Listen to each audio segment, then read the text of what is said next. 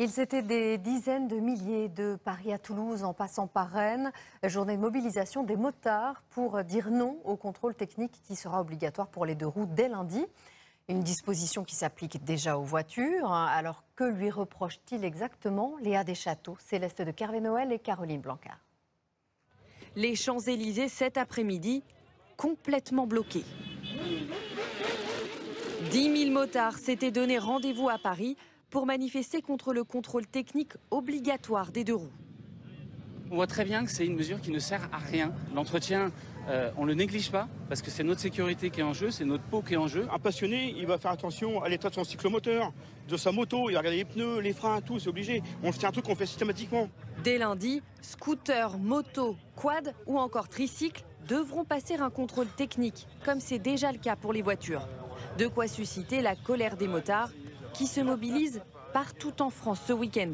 Tous dénoncent cette nouvelle dépense imposée tous les 3 ans, entre 50 et 100 euros selon les centres. Ça coûte 60 euros et on nous ponctionne encore, quoi, voilà. Les contrôles seront étalés dans le temps. 3 millions de véhicules sont concernés.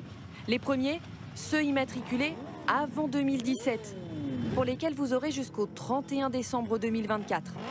Objectif de la mesure, améliorer la sécurité sur les routes en interdisant la circulation des véhicules mal entretenus. Certains scooters sont hors d'état de marche quasiment. Les gens qui les utilisent sont des usagers qui veulent gagner du temps en fait, dans leur déplacement, mais qui ne s'intéressent absolument pas à leur moyen de transport. Là, il va y avoir un ménage et ça peut être bénéfique. En tout, 77 points de contrôle sont prévus, comme par exemple les feux, les pneus et suspensions, ou encore le bruit et la pollution.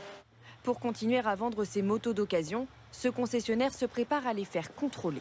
On a déjà donc signé avec un contrôle technique de proximité sur laquelle on apportera les motos qui seront contrôlées après effectivement travaux sur nos machines. L'Union européenne réclamait à la France d'appliquer ce contrôle technique pour les deux roues depuis 2014.